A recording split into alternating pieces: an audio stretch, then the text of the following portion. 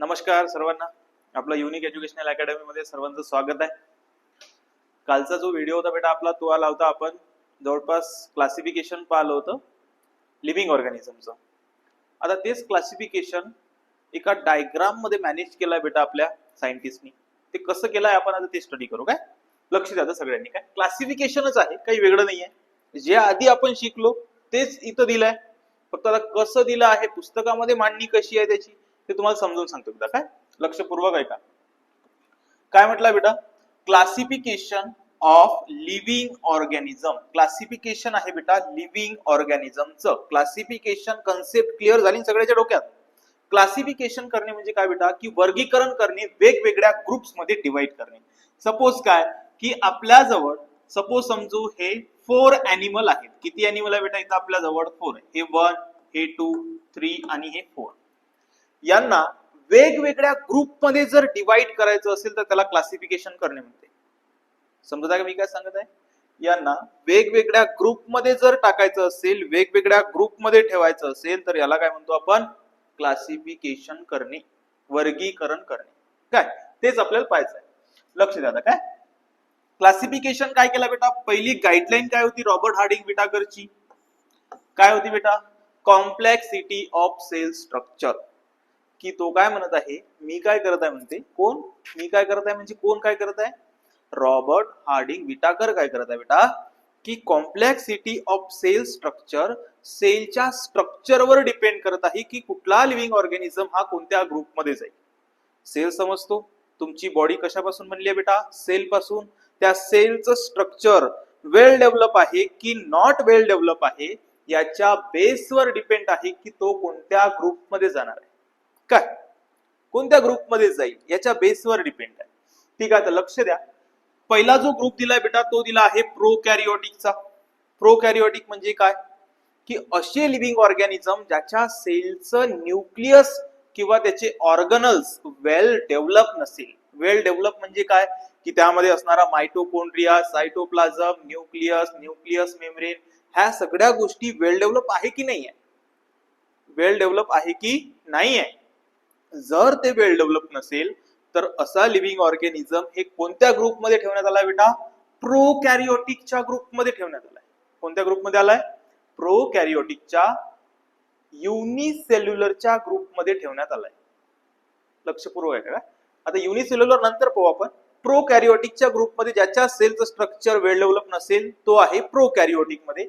ज्याच्या सेलचं स्ट्रक्चर वेल डेव्हलप आहे, ज्याच्या सेलचं स्ट्रक्चर वेल डेव्हलप आहे, mitochondria, cytoplasm, nucleus membrane, Golgi body, ह्या सगळ्या गोष्टी वेल डेव्हलप असेल एखाद्या सेलमध्ये, तर असे लिव्हिंग ऑर्गॅनिझम बेटा युकॅरियोटिक मध्ये ठेवले आहे. कशात ठेवले बेटा? युकॅरियोटिक मध्ये ठेवले. ठीक आहे, आता जाऊ आपण खाली थोडं. इथे तुम्हाला युनिसेल्युलर दिसत आहे, इथे युनिसेल्युलर दिसत आहे. म्हणजे काय? प्रोकॅरियोटिक मध्ये पण काय दिसत आहे बेटा? युनिसेल्युलर. युकॅरियोटिक मध्ये पण काय दिसत आहे? युनिसेल्युलर. का बरं दोनही ग्रुप मध्ये युनिसेल्युलर का बरं ग्रुप ठेवलाय?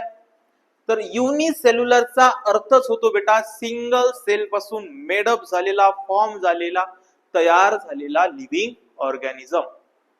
एका सिंगल सेल पासून तयार झालेला लिव्हिंग ऑर्गॅनिझम, त्याला काय म्हणतो आपण? युनिसेल्युलर. मग आता काय म्हटलं आहे इथे, की रॉबर्ट हार्डिंग विटाकरला काय दिसून आलं, की काही असे सिंगल सेल पासून तयार झालेले लिव्हिंग ऑर्गॅनिझम आहे की ज्याच्या सेलचं स्ट्रक्चर वेल डेव्हलप आहे, आणि काही असे लिव्हिंग ऑर्गॅनिझम आहेत की ज्याच्या सेलचं स्ट्रक्चर वेल डेव्हलप नाही आहे. म्हणजे सिंगल सेल पासूनच 2 लिव्हिंग ऑर्गॅनिझम तयार झाले असतील तर एकाचा सेलचं स्ट्रक्चर वेल डेव्हलप आहे आणि एकाचं सेलचं स्ट्रक्चर वेल डेव्हलप नाही आहे. म्हणून युकॅरियोटिक मध्ये पण युनिसेल्युलर हा ग्रुप दिलाय आणि प्रोकॅरियोटिक मध्ये पण युनिसेल्युलर हा ग्रुप दिलाय. मग काय, आता प्रोकॅरियोटिक मध्ये, प्रोकॅरियोटिकच्या युनिसेल्युलर मध्ये जे लिव्हिंग ऑर्गॅनिझम असेल त्याच्या सेलचं स्ट्रक्चर वेल डेव्हलप नसेल. त्याच्या सेलचं स्ट्रक्चर वेल डेव्हलप असेल का? नाही. युकॅरियोटिक मध्ये जे युनिसेल्युलर मध्ये ग्रुप ठेवण्यात आला आहे त्याच्या सेलचं स्ट्रक्चर वेल डेव्हलप असेल बेटा. त्याच्या सेलचं स्ट्रक्चर काय असेल? वेल डेव्हलप. ठीक आहे, हे दोनही ग्रुप झाले. आता आता जाऊ आपण मल्टी सेल्युलर कडे. कोणाकडे जायचं आहे बेटा आपल्याला? मल्टी सेल्युलर कडे जायचं. आता काय म्हटलं? युकॅरियोटिक मल्टी सेल्युलर ऑर्गॅनिझम कोणता आहे? मल्टी म्हणजे काय होते बेटा? मल्टी एकापेक्षा जास्त सेल पासून मेडअप झालेला, तयार झालेला लिव्हिंग ऑर्गॅनिझम. तुमची जी बॉडी आहे स्वतःची, हे बॉडी करोडो सेल पासून फॉर्म झाली आहे. एखादी कॅट असेल, एखादं झाड असेल, एखादी ट्री असेल, मोठं झाड असेल, एखादं प्लांट असेल, तर ते कशापासून फॉर्म झालं आहे? तर एका करोडो सेल पासून त्याची बॉडी, एका ट्रीची, एका झाडाची, एका प्लांटची बॉडी तयार होते. काय एका प्लांटची पूर्णचा पूर्ण जो त्याचा आकार आहे, त्याचा शेप आहे, सगळेच्या सगळे हे सेल पासून, करोडो सेल पासून तयार होतात. म्हणून त्याला काय म्हणतो आपण? Multi cellular. जे एकापेक्षा जास्त सेल पासून मेडअप झालेले लिव्हिंग ऑर्गॅनिझम असेल, एकापेक्षा जास्त सेल पासून जो लिव्हिंग ऑर्गॅनिझम तयार झाला असेल, त्याला मल्टी सेल्युलर म्हणतात. काय म्हणतात बेटा त्याला? Multi cellular. मग या मल्टी सेल्युलरच्या ग्रुपमध्ये कोण कोण येतात बेटा? तर युकॅरियोटिकच्या मल्टी सेल्युलर मध्ये येते बेटा फंगी, प्लांटी आणि ॲनिमेलिया. फंगी म्हणजे फंगस, हे एकापेक्षा जास्त सेल पासून बनली असते. फंगसचे खूप सारे टाइप्स आहेत. प्लांटी, सर्वच्या सर्व प्लांट्स हे मल्टी सेल्युलर आहेत. सर्वच्या सर्व ॲनिमल्स हे काय बेटा? मल्टी सेल्युलर आहे. काय? हे सगळेच्या सगळे मल्टी सेल्युलर आहे. अशी एक आपली डायग्राम तुमच्या बुक्स मध्ये, तुमच्या पुस्तकात दिली आहे बेटा. काय ठीक आहे, इथं खाली काहीतरी ब्रॅकेट मध्ये तुम्हाला दिलाय लिहून, cell wall present but can't perform photosynthesis. Fungus काय आहे म्हणते बेटा? सेल वॉल प्रेझेंट आहे म्हणते त्याच्यामध्ये. त्याच्या सेलला, सेलची एक वॉल प्रेझेंट आहे. आपण सेलचं चॅप्टर मागच्या वेळेस शिकलो होतो 7th क्लास मध्ये. ऐका लक्षात, सेल कसा असतो? लक्ष द्या बेटा. हा एक सेल असेल तर हे सेल मेम्ब्रेन झाली बेटा. काय झाली? हे सेल मेम्ब्रेन झाली. काय याच्यावरून जे कोटिंग असेल बेटा, याच्यावरून जे आणखीन एक लेयर असेल, याला म्हणतो आपण सेल वॉल. याला काय म्हणतो बेटा आपण? सेल वॉल म्हणतो. काय आणि सेल वॉल हे प्लांट सेल मध्ये प्रेझेंट आहे. कोणत्या सेल मध्ये प्रेझेंट आहे? प्लांट सेल मध्ये प्रेझेंट आहे. पण हे फंगी मध्ये पण प्रेझेंट आहे म्हणते बेटा. कशात प्रेझेंट आहे? फंगस मध्ये पण प्रेझेंट आहे. पण दे कांट फोटोसिंथेसिस, ते फोटोसिंथेसिस करू शकत नाही. काय त्याची ती कॅपॅसिटी नाही, त्याची ती कॅपेबिलिटी नाही आहे बेटा. काय लक्ष द्या. आणखी काय म्हटलंय? Plantae, cell wall present perform the photosynthesis. Cell wall present आहे म्हणते आणि ते काय परफॉर्म करते म्हणते बेटा? फोटोसिंथेसिस परफॉर्म करते म्हणते. ठीक आहे. आणि ॲनिमल सेल मध्ये तर सेल वॉल ही प्रेझेंट नसतेच. हे आपण मागच्या वेळेस स्टडी केलाय. काय चांगल्या तऱ्हेने स्टडी केलाय. आता लक्ष द्यायला, आता तुम्हाला दिलं आहे कॅरेक्टरिस्टिक्स ऑफ किंगडम मोनेरा. आता मोनेरा हे कोणत्या ग्रुपमध्ये येते? मोनेरा राहून गेला तुम्हाला सांगायचं. मोनेरा, आता लक्ष द्या. मोनेरा म्हणजे काय होते? मोनेरा एक असा ग्रुप आहे बेटा. मोनेरा काय आहे? कुठला लिव्हिंग ऑर्गॅनिझमचं नाव मोनेरा नाही आहे. मोनेरा हा एक ग्रुप आहे. मोनेरा काय बेटा? एक ग्रुप आहे जो की ज्याच्या सेलचं स्ट्रक्चर वेल डेव्हलप नसेल, पण सिंगल सेल पासून मेडअप झालेला लिव्हिंग ऑर्गॅनिझम असेल, तर ते त्या सगळ्या मायक्रो ऑर्गॅनिझमला मोनेरा म्हणतात. काय म्हणतात बेटा त्याला? मोनेरा. प्रोटिस्टा कशाला म्हणतात मग? प्रोटिस्टा हा एक असा ग्रुप आहे, सिंगल सेल पासून तयार होणारा लिव्हिंग ऑर्गॅनिझम आहे, पण त्याच्या सेलचं स्ट्रक्चर हे वेल डेव्हलप आहे. त्याच्या सेलचं स्ट्रक्चर कसं आहे? वेल डेव्हलप आहे की नाही? ठीक आहे. मग मोनेरा आणि प्रोटिस्टा, फंगी, प्लांटी आणि ॲनिमेलिया काय आहे? आता स्टडी करू आपण याचे कॅरेक्टरिस्टिक्स. याचे वैशिष्ट्य काय आहे? त्याची फिजिकल प्रॉपर्टी काय आहे? ते कोणत्या ग्रुपमध्ये येते? का बरं येते? याच्या मागचं कारण पाहायचं आहे बेटा आपल्याला. याचे कॅरेक्टरिस्टिक्स पाहिजे आहे, त्याचे वैशिष्ट्य पाहिजे आहे. काय आहे काय? ठीक आहे. आता लक्ष द्या. फर्स्ट आहे बेटा characteristics of kingdom Monera. Characteristics of kingdom Monera. Characteristics म्हणजे काय होते बेटा? वैशिष्ट्ये. काय कोणाचे पाहिजे आहे? किंगडम मोनेराचे. मोनेरा जो ग्रुप आहे ज्याच्या सेलचं स्ट्रक्चर वेल डेव्हलप नाहीये, त्या ग्रुपचं काय पाहिजे बेटा आपल्याला? कॅरेक्टरिस्टिक्स, वैशिष्ट्ये पाहिजे, त्यांची प्रॉपर्टी पाहिजे. काय ठीक आहे, आता लक्ष द्या. काय म्हणतो? Absence of well definite nucleus और मेम्ब्रेन बॉन्ड ऑर्गनल्स. काय आहे म्हणते बेटा, लक्ष द्या. अब्सेन्स आहे म्हणते ऑफ वेल डेफिनाइट न्यूक्लियस, त्याच्यामध्ये जे न्यूक्लियस प्रेझेंट असते. जसं आता आपण सेल पाहिलाय, हा सेल आहे, इथं न्यूक्लियस असतो बेटा. इथे काय असतो? न्यूक्लियस असतो काय. आणि हा या न्यूक्लियसला वरून एक कोटिंग असते बेटा, त्या कोटिंगला म्हणतो आपण न्यूक्लियस मेम्ब्रेन. काय आता हाच वेल डेफिनाइट नसेल, वेल डेफिनाइट म्हणजे काय, तो फुलफिल नसेल, जसा पाहिजे तसा नसेल, काहीतरी अब्सेन्स असेल त्याच्या. किंवा सेल ऑर्गनल्स, जसा मायटोकॉन्ड्रिया आपण पाहिला होता, हे जर अब्सेन्स असेल. सायटोप्लाझम पाहिलं होतं बेटा आपण, गॉल्जी बॉडी, एंडोप्लाझमिक रेक्टिक्युलम, ह्या सगळ्या गोष्टी जर त्या सेल मध्ये प्रेझेंट नसेल ना, तर तो कोणत्या ग्रुपमध्ये असेल? मोनेराच्या ग्रुपमध्ये असेल. कोणत्या ग्रुपमध्ये असेल बेटा? मोनेराच्या ग्रुपमध्ये असेल.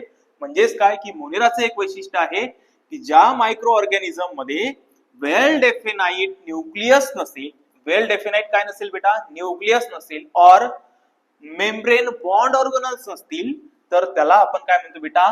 किंगडम मोनेरा च्या ग्रुप मधला लिव्हिंग ऑर्गॅनिझम. काय ठीक आहे. All R unicellular.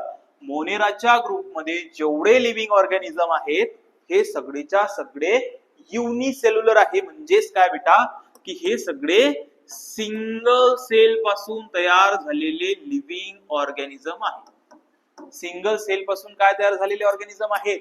Living organism आहेत. ठीक आहे. Presence or absence of a cell wall, याच्यात सेल वॉल प्रेझेंट पण असू शकते आणि अब्सेन्स पण असू शकते. अब्सेन्स म्हणजे नसण्यासारखी, काय अब्सेंट पण असू शकते. ठीक आहे, चला आता समोर जाऊ. मोड ऑफ न्यूट्रिशन कालच्या लेक्चर मध्ये पाहिलं होतं आपण. मोड ऑफ न्यूट्रिशन काय, 3 टाइपचे मोड ऑफ न्यूट्रिशन सांगितले होते तुम्हाला मी, ॲनिमेलिया, फंगस आणि प्लांटी. प्लांट्स काय बेटा? मोड ऑफ न्यूट्रिशन काय त्याचं? तर ते ऑटोट्रॉफिक असतात. ऑटोट्रॉफिक म्हणजेच काय की ती स्वतःचं फूड स्वतः तयार करतात. ॲनिमल्स, जे प्लांट्स पासून प्रोड्यूस होणारे जेवढे काही न्यूट्रिशन आहे किंवा जेवढे काही प्लांट्स आहेत, त्या प्लांट्सला कंझ्युम करण्याचं काम कोण करते बेटा? ॲनिमल्स करते. मग ॲनिमल्स काय झाले बेटा? हेटेरोट्रॉफिक झाले, म्हणजे परपोषी झाले, दुसऱ्यावर डिपेंड आहे. कोणावर डिपेंड आहे बेटा? दुसऱ्यावर डिपेंड आहे, हेटेरोट्रॉफिक आहे. ठीक आहे. त्याच्यानंतर आणखी फंगस पाहिलं होतं आपण. फंगस काय आहे? सायप्रोफिटिक आहे. सायप्रोफिटिक म्हणजे काय होते? सायप्रोफिटिक म्हणजे मृतजीवी, जे डेड झालेले ऑर्गॅनिझम आहेत, मरण पावलेले जे काही ऑर्गॅनिझम आहेत, त्यांच्यापासून जे न्यूट्रिशन घेत आहे, जे लिव्हिंग ऑर्गॅनिझम न्यूट्रिशन घेत असेल त्याला आपण सायप्रोफिटिक म्हणतो. आणि तो सायप्रोफिटिक लिव्हिंग ऑर्गॅनिझम कोणता आहे बेटा? तो आहे फंगाय. कोण आहे बेटा? फंगाय आहे, फंगस आहे. आणि त्यामधलाच एक प्रकार आहे बेटा मोनेराचा पण, की ते मोड ऑफ न्यूट्रिशन म्हणजे मोनेराच्या ग्रुपमध्ये जेवढे काही लिव्हिंग ऑर्गॅनिझम असतील ते एक तर ऑटोट्रॉफिक असतील मोड ऑफ न्यूट्रिशन मध्ये, नाहीतर हेटेरोट्रॉफिक असतील, म्हणजे स्वतःचं फूड स्वतः तयार करतील किंवा दुसऱ्यावर डिपेंड असतील. मोड ऑफ न्यूट्रिशन ऑटोट्रॉफिक और हेटेरोट्रॉफिक मोड ऑफ न्यूट्रिशन आहे बेटा मोनेराच्या ग्रुपचं. हे झाले कॅरेक्टरिस्टिक्स बेटा कशाचे? मोनेराचे, किंगडम मोनेराचे. काय ठीक आहे. चला नेक्स्ट टॉपिक वर जाऊ आपण. आता पाहायचं आहे बेटा आपल्याला आता, हा हे बुक्स मध्ये काही डायग्राम दिले आहे तुमच्या, काही असे एक्झाम्पल्स दिले आहे, जसं की सायनोबॅक्टेरिया झालं किंवा विब्रिओ कॉलरी झालं. हे जे लिव्हिंग, हे जे मायक्रो ऑर्गॅनिझम आहेत ना, याच्या सेलचं स्ट्रक्चर वेल डेव्हलप नाहीये, म्हणून हे कुठं आहे बेटा? हे आहे कशामध्ये? मोनेराच्या ग्रुपमध्ये, प्रोकॅरियोटिकच्या युनिसेल्युलर मध्ये. आणि युनिसेल्युलर मध्ये कोणता ग्रुप असेल तर किंगडम मोनेरा आहे. कोणता आहे बेटा? किंगडम मोनेरा आहे. ठीक आहे. आता नेक्स्ट टॉपिक कोणता आहे बेटा आपलं? Kingdom protista. Characteristics of kingdom protista आहे. कॅरेक्टरिस्टिक्स ऑफ किंगडम प्रोटिस्टाचा पाहायचं आहे बेटा आपल्याला, वैशिष्ट्य पाहिजे आहे प्रोटिस्टाचे. काय? They are unicellular eukaryotic organism. म्हणजे काय की ते युकॅरियोटिकच्या युनिसेल्युलर मध्ये आहे बेटा. किंगडम प्रोटिस्टा कोणत्या ग्रुप मध्ये आहे? युकॅरियोटिकच्या युनिसेल्युलर मध्ये. युकॅरियोटिक म्हटलं की त्याच्या सेलचं स्ट्रक्चर काय आहे बेटा? वेल डेव्हलप आहे. आणि युनिसेल्युलर म्हणजे काय आहे, तो सिंगल सेल वाला आहे. काय बेटा, तो सिंगल सेल वाला आहे. ठीक आहे. नंतर काय म्हटलं आहे, दे कॅन बी ऑटोट्रॉफिक और हेट्रोट्रॉफिक. हे पण किंगडम जे प्रोटिस्टा मधले जेवढे काही लिव्हिंग ऑर्गॅनिझम असतील, एक तर ऑटोट्रॉफिक असेल नाहीतर हेट्रोट्रॉफिक असेल, दोन पैकी एक असू शकते. काय मोड ऑफ न्यूट्रिशन त्यांचं. ठीक आहे. Some members have cilia. Some members have a cilia. एक हेअर लाईक स्ट्रक्चर असेल. कशा लाईक स्ट्रक्चर असेल बेटा, हेअर लाईक स्ट्रक्चर असेल त्यांच्या बॉडीवर. याला काय म्हणायचं आहे बेटा, सिलिया म्हणतो आपण. काय म्हणतो बेटा, याला सिलिया म्हणतो. ठीक आहे. और फ्लॅजेला. और काय म्हणायचं आहे बेटा, फ्लॅजेला. आता हे फ्लॅजेला काय आहे, फ्लॅजेला एक असं स्ट्रक्चर आहे बेटा की त्या फ्लॅजेलामुळे त्याला लोकोमोशन करण्यासाठी हेल्प होते. सपोज काय की एक मायक्रो ऑर्गॅनिझम असेल आणि त्याला अशी पूच असेल, तर यापासून ते काय करेल बेटा, लोकोमोशन करेल. काय करेल ते, लोकोमोशन म्हणजे काय, ट्रॅव्हल करता येईल, काहीतरी जागा त्याला ट्रॅव्हल करता येईल, ते लोकोमोशन करेल. कशामुळे, तर एक फ्लॅजेला नावाचा त्याच्या अंगावर एक स्ट्रक्चर असेल, त्या फ्लॅजेलामुळे काय एक पूच लाईक स्ट्रक्चर असेल, एक असं सरपटणारं स्ट्रक्चर असेल, त्याला आपण फ्लॅजेला म्हणतो. काय ठीक आहे. चला आता हे झाले कॅरेक्टरिस्टिक्स किंगडम ऑफ प्रोटिस्टाचे. त्यामध्ये तुम्हाला आता एक्झाम्पल दिले आहे, अमिबा दिला आहे, पॅरामिसियम दिला आहे. पुस्तकात तुम्ही ते पाहून घेसाल काय काय दिलं आहे बेटा. एक्झाम्पल्स पाठच करून घेसाल. लक्ष द्या. Characteristics of kingdom fungi. Characteristics of kingdom काय आहे बेटा, फंगी आहे. फंगसचं कॅरेक्टरिस्टिक्स पाहायचं आहे, वैशिष्ट्य पाहायचं आहे. काय, दे मे बी युनिसेल्युलर और मल्टीसेल्युलर युकॅरियोटिक ऑर्गॅनिझम आहे. म्हणजे काय म्हटलं, दे मे बी युनिसेल्युलर पण असू शकते और मल्टीसेल्युलर पण असू शकते. युकॅरियोटिक ऑर्गॅनिझम आहे. पण सिंगल सेल पासूनही असू शकते, एका सिंगल सेल वाली फंगस असू शकते, किंवा मल्टी सेल पासून तयार होणारी पण फंगस असू शकते. एखादी फंगस सिंगल सेल पासून तयार झाली असेल आणि एखादी मल्टी सेल पासून तयार झाली असेल, तरी पण ते कोणत्या ग्रुपमध्ये आहे बेटा, कोणत्या ग्रुपमध्ये आहे, युकॅरियोटिकच्याच ग्रुपमध्ये आहे.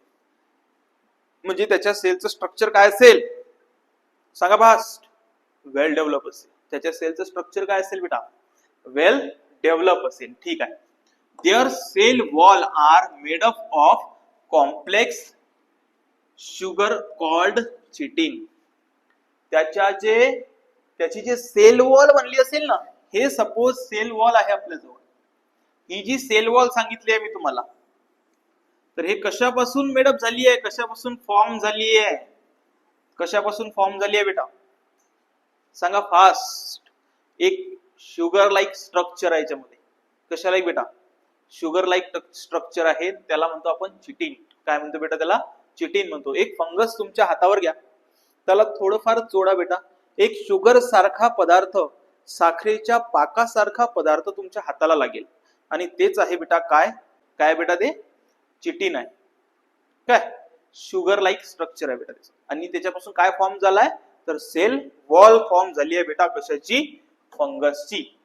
सेल वॉल काय झाली आहे बेटा, त्याची फॉर्म झाली आहे. लक्ष द्या आता. काय हे या लाईनला हायलाइट करून ठेवसाल, ही पूर्ण लाईन. ठीक आहे. नंतर काय म्हटलंय, दीज आर ऑर्थोपेडिक म्हणजे काय, मृतजीवी.